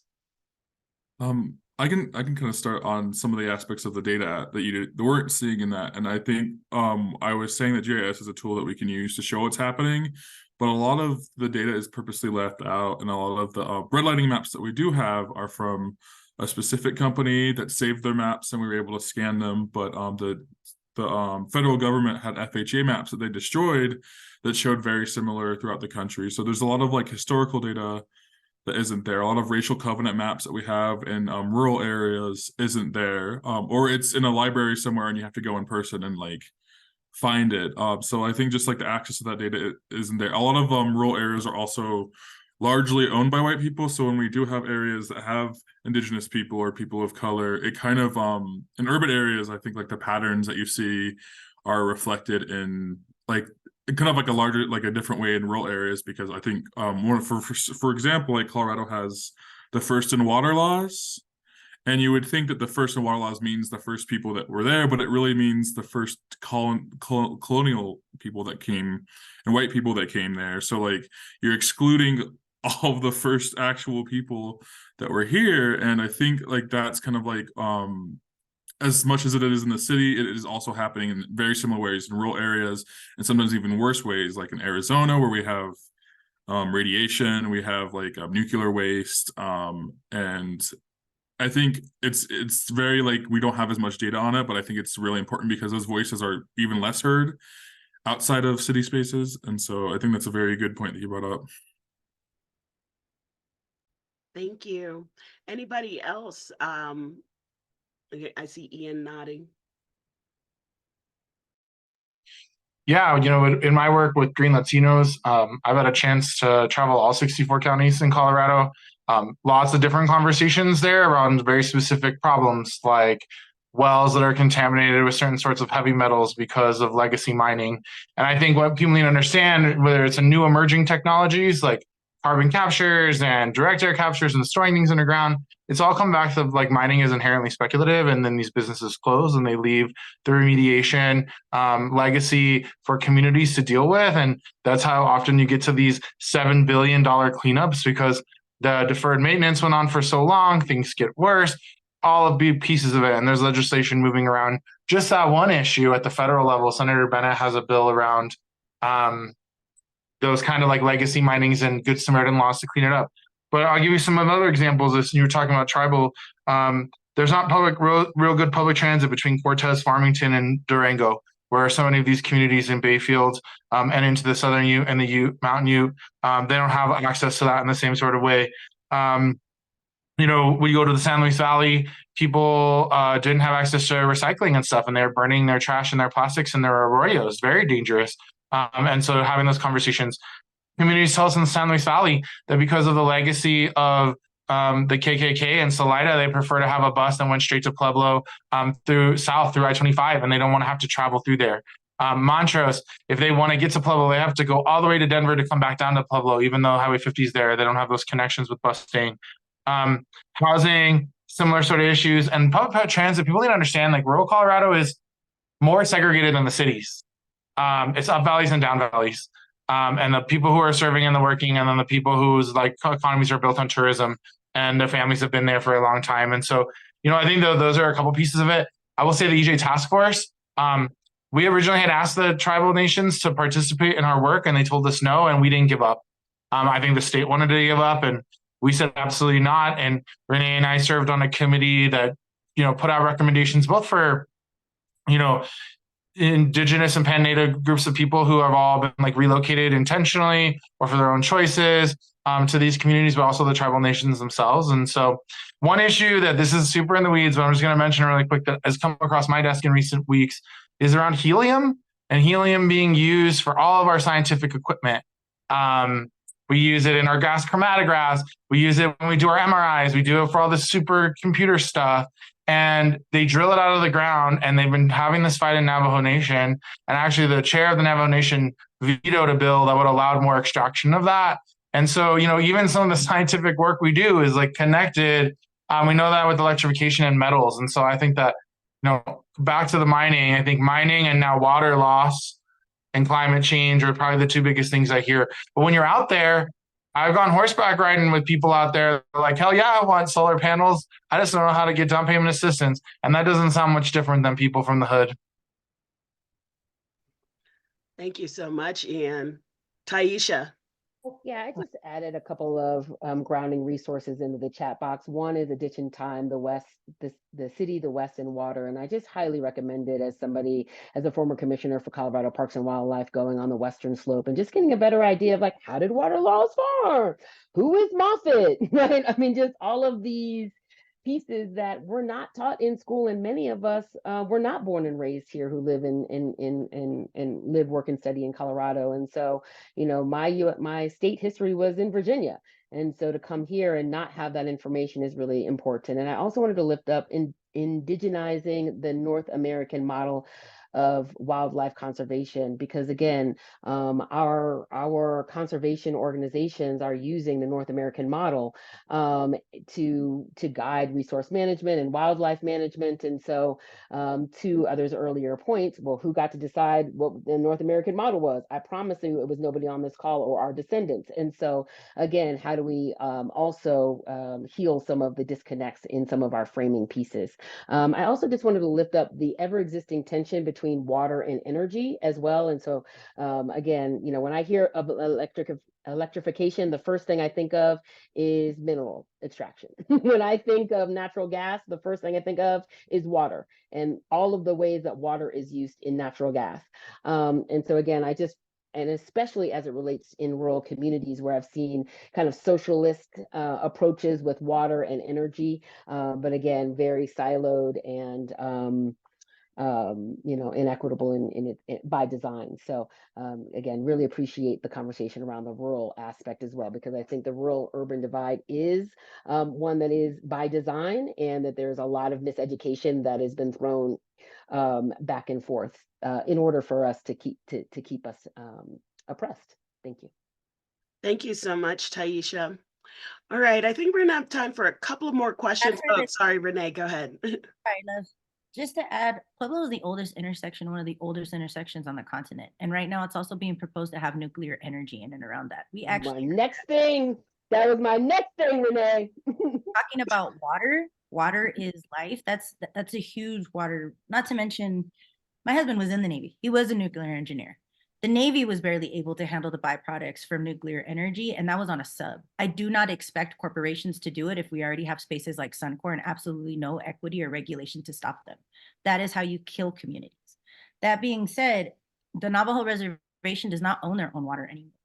Little by little, water is getting privatized, air is getting privatized, and then you can pay to play at this point because of certain rulings, even in Colorado. So water is connected to air, land is connected to water. All of these minerals and all of the pollution goes into each other. And to add insult to injury, they still name certain spaces Sand Creek. Sand Creek is known for a massacre. And yet Sand Creek River and South Platte was once called Moonshell River by the Cheyenne and Arapaho, because you could see to the bottom of it.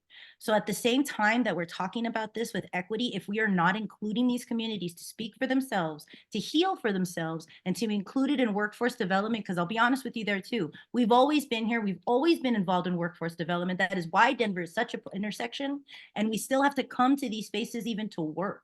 So one of the biggest things that we deal with in legislation is labor and unions fighting against environmental justice when we are one and the same. We are the same workers, and we also need to be in the same just transition together. And that is also needing to involve indigenous communities, not just in the restoration and understanding things like mycelium and air quality and how we can pull toxins, because an elder did tell me anything that can be sullied can be restored. But that being said, also involving workforce development, equitable priorities going forward with indigenous communities and BIPOC communities leading those charges so that we no longer die in the data gaps. Excellent.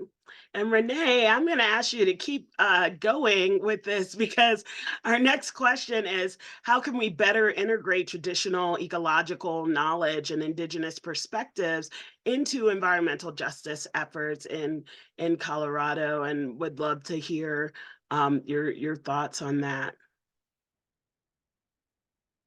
Or Ean, anyone. Ean also works in the same spaces, and there is a lot of indigenous communities here too that work internationally with Geoversity and other spaces that are already integrating a lot of this with more friendly governments and local governments that want to provide it. Geoversity is the reason women from the mountain work there directly with the Gunayala in Panama to work with spaces like mycelium, pulling oil from the water, but a lot of other integration too, because once you understand your landscape and your topography, you also know the native plants that can heal themselves and pull a lot of toxins that were once there or replant them. And that's a form of stewardship. And it's when we're talking about land back, it is land back with sovereignty respected and treaty rights respected, but it's also land back as land rights in and of itself as a living organism. So it's land back to itself. And it's recognizing that when we're fighting for environmental justice, we look at the land in and of itself, like the tree has no more right to live than me, because it brings that form of equity. So how do we have protections to recognize that? That's one form of it in legislation and policy and rights to nature, frankly. But the other aspect is the actual integration. How do we pull benzene and crop fruit from mycelium to see if we're pulling more and more benzene from the soil? Those are aspects that are actually low cost. There's forms of biodigesters locally. There's so many forms of how do we integrate these old and new traditions. But there are communities that do that now. One I always highlight is Spirit of the Sun, because I worked with her directly with Shannon Francis. She's 12th generation Hopi Navajo permaculturalist.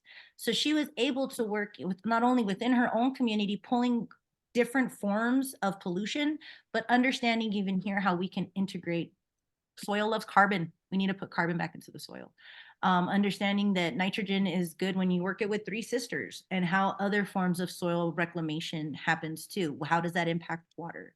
I'll let Ean speak on a lot of the water impacts, because I know he has an entire plethora of working in waterways and how he's tried to not only measure what's in our water pollution wise, but pull it as well and work to pull trash and so many other forms of pollution from the earth. So I don't really have a direct answer, and nor am I the one that should be able to answer all of that, but it needs to have a lot more of indigenous masters and elders of their own spaces, also viewed as a form of equity and cultural education that could be involved in institutions. And that is in public education. That does start at school. That does start with these young ones that are going to be inheriting this climate impact and these climate harms.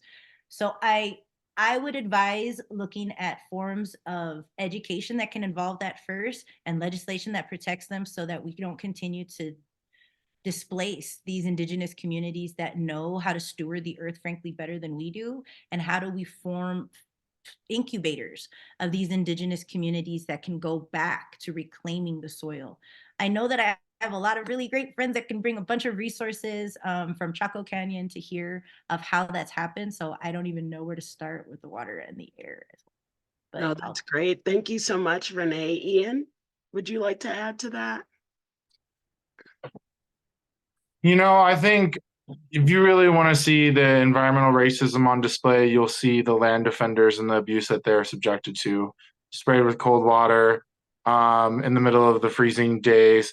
The sound, these like loud beeping, I think that was used on our native friends and in front of the White House itself, right? Like, I feel lucky. I've been to jail for singing. I sat a day in jail, but I wasn't abused. I didn't lose an eye. I think the police violence component of it and all along all these different indigenous movements is like very real. And there are a lot of people who, you know, like South America and stuff, who are being disappeared for doing the work we do. And so I want to honor them first and foremost. And people who are butterfly protectors, like I went into the forest once because the Koch brothers clear cut for a coal plant, an ancient aspen forest. And when the people went to go see it, there was no native people went to see it. I go, we have to go bear witness to this, right? Like, it's not just, no offense to anybody on here, but it's not just like the white public lands groups who have like trauma or pain that causes for the local community and the indignity of it. And we went up there, we got rode up on someone with an ATV who's saying he was bird watching, and we said we were bird watching, and I felt like I could have been killed right there, honestly, when I think about it. And what that meant for me wanting to go, I wasn't prepared to protect myself. And I see that that's happening. I can tell you that I've been into the jungles of Colombia and the mountains of Colombia with tribal nations who've taken their land back. Their national parks are now theirs. They've closed sulfur mines to protect their communities. They've become tourisms, and they are the rangers. And when I said, wow, this sounds like land back, I was having dinner with them. He's the governor, and he started a collective where they took back 5 parks in their state. Their unity, culture, and land. And what they did is they started pulling up all the invasive species and planting their own plants and shutting down these factories to allow it to heal itself. And when I was talking about land back, they were like, what do you mean land back? They're like, we're healing the land. We're healing the land, and we're allowing it to heal itself, which, if we all have to be frank with ourselves, like when things even paused, I'm not going to say it was equitable when everybody paused for COVID, because some people were frontline workers who were just dispensable. We said that they weren't dispensable, but we let them go out and the rest of us didn't in a lot of jobs, essential workers or whatever. But we're seeing like that impact on us from these long-term air quality stuff and the things of everybody dying as a result of this pollution. And so I think they saw that with their community there, with the sulfur mine itself, and they're committed to saying like, no, we need to heal this land and we need to let it heal itself. And I never heard the birds like I heard during COVID since I was a kid. Like, for reals, like I heard it. I could hear it laying in bed when I woke up every morning, and the air was cleaner. And so it shows you that if we could just get the fuck out of the way a little bit and get over ourselves and our human culture, like, we're probably going to be okay. Thank you so much, Ean. Okay, so we're going to wrap up, and I'd like to just go around and have, if there's any kind of ending, wisdom that you would like to leave with our group. And we'll go around quick with our panelists, and then I have a couple of slides to round us out. And I'm wondering, who do I pick first? I am going to ask Ian Sharkey if he wouldn't mind just starting us off with some ending wisdom for today. So, ending thought. Yeah, I think a lot of the data that I look at and a lot of things that I am looking at haven't necessarily been studied as much, and then they're typically not on the forefront of data analysis. I've worked with groups that like will want to talk about socioeconomic issues, but they want to talk about racial issues. And then there's also kind of like, I feel like on a personal level, there's kind of a barrier to entry for a lot of these, at least in the GIS world, for people to get into it because of how much it costs. And I think it's important that we kind of like are all aware of like the data that's around us, and then potentially finding like more information on like other things or things that are kind of like kept away from groups. I think the racial covenant map I shared, a bunch of students from School of Mines just went into a library and just found all the racial covenant stuff. And so I think it's just important to like be aware that data is helpful, but also there's a lot of it that's being hidden from us, and it's kind of like our jobs to kind of like find that information.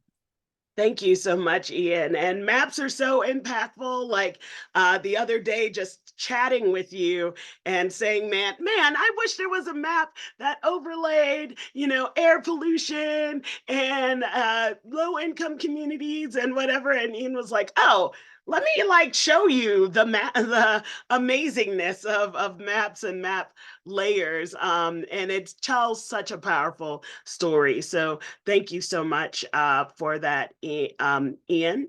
And I'm wondering if I can go next to our other Ean. Let's go to Ean with an E to round this out with some of your thoughts. I think I just want to reiterate once again that there are a lot of opportunities to be involved in the movement. We need all kinds of people with all kinds of backgrounds. And if you're really interested in getting involved, if you want to try to testify, if you want to help provide childcare, if you have a friend who owns a business that would love to cater an event, right? Like that's the community web that we need to tap into. And I think that's the direct action that I think Renee is talking about when she's saying we directly have to transfer those resources back into our community. And that's the economic development component of the work that we do that has been lost, and why we have these responsibilities to do something about it.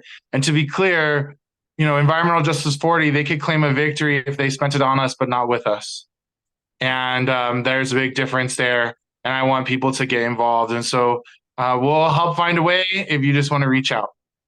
Thank you so much, Ean.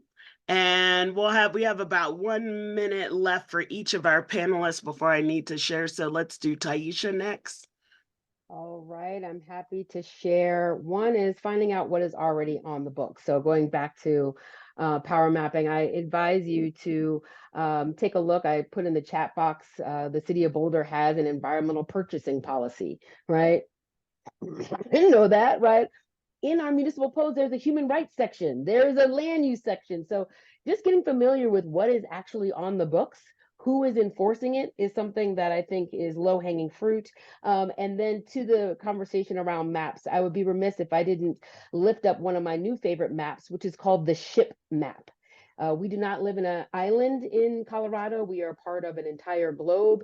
And what this SHIP map does is it provides, and this is from 2012, but imagine still what it would look like in 2024. I haven't seen anything updated. So if you have something, please let me know. But to be able to see how does our dry foods, our liquids, gas, cars move around the world, I encourage us to not only think about the work that we're doing locally, but I encourage us to think, how do you braid it across the local, regional, state, national, and international? We have, as somebody who is both oppressed and the oppressor, it is absolutely critical that we also always look from that local is global lens. Thank you.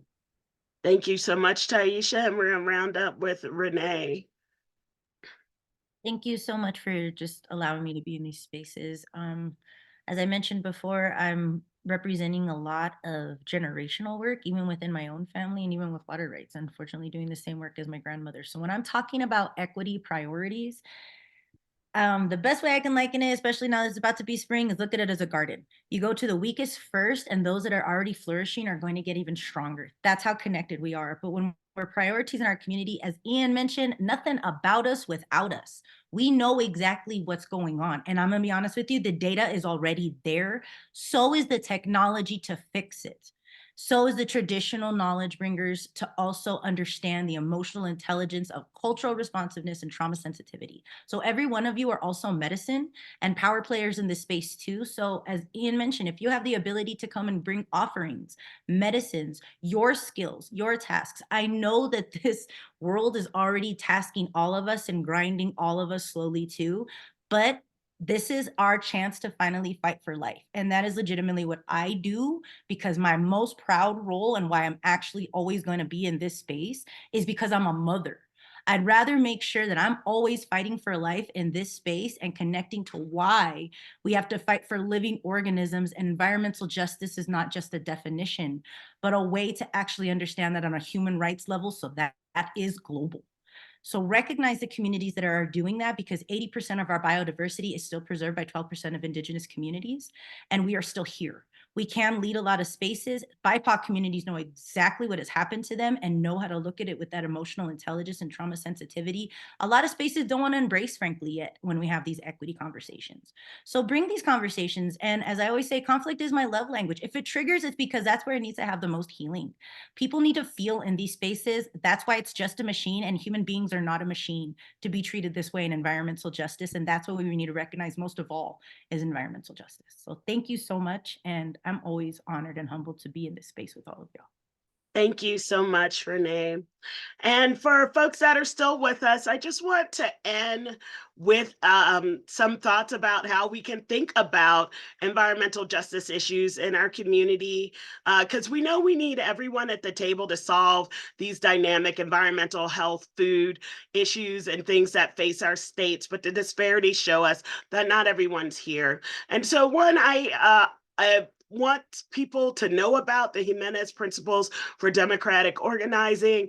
If you look up the environmental justice principles, which we also shared in the chat, these are connected to them.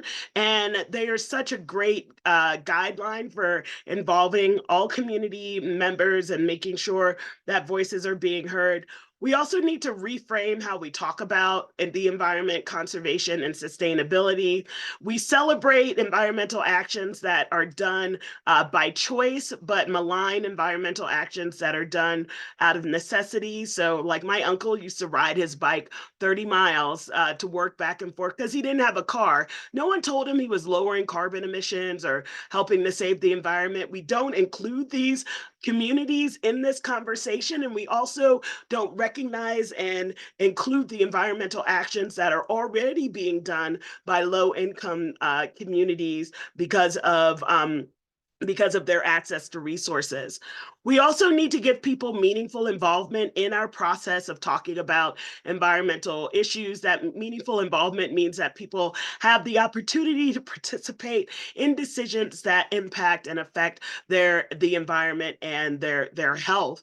And we can do this through multiple public participation approaches. Oh goodness.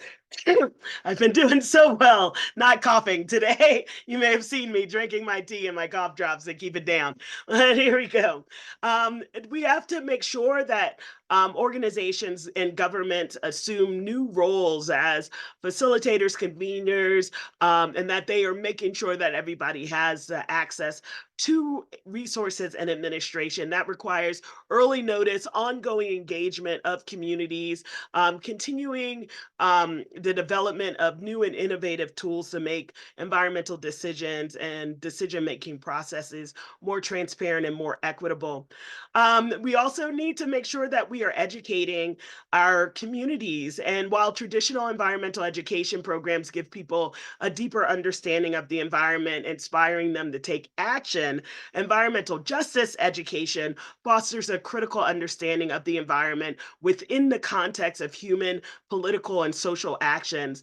And we have a unique role to as educators about the environment for instilling a sense of environmental justice in our community and in our students. And people and children need to understand that what environmental injustices are happening in their community and that they have the right to clean water, air, and land. We also need to redefine and think about nature differently. We constantly think of nature as something that is far off, but even in urban environments, we are in nature. We've just altered it, right? And I think that thinking of nature as something different has made us not protect the nature that is in our urban environments, right? We think about protecting nature that's far off, but we need to protect the nature and the people in urban environments that are also being impacted. Remember, we are all a connected ecosystem. And we have to be vigilant in educating ourselves. We have a voice, we can use it. We can write our congressmen, our senators, our council people. We can march and protest to support the environmental causes that we believe in. We can educate others and our families, and we can vote, which is really important for these issues. So in wrapping up, I think a solution to environmental injustice is not the continual relocation of toxic waste and pollution to different neighborhoods in our planet. The real call for environmental justice is to re-examine the impact of our modernization, of our urban environment, of the things that are happening all over our state and rural areas. We have to reclaim the earth, and we need to do this by educating each other about what it means to be stewards of our earth and to stand for environmental justice. We need to ensure a future community that's rooted in environmental knowledge and empower our people to be able to engage in inquiry about environmental injustice.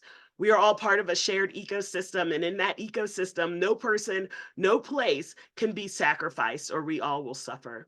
So I want to thank you all for being here today, being a part of this conversation, and being willing to have to listen to these voices, because we have to join with one another to envision a healthier, more equitable future for us all, where clean water is a right, everyone feels safe outdoors, Black lives are cherished, Indigenous rights and lands are respected, because it's only by working together that we can grow the clean energy economy and create good paying jobs for millions and invest in a resilient community and ecosystems for us all.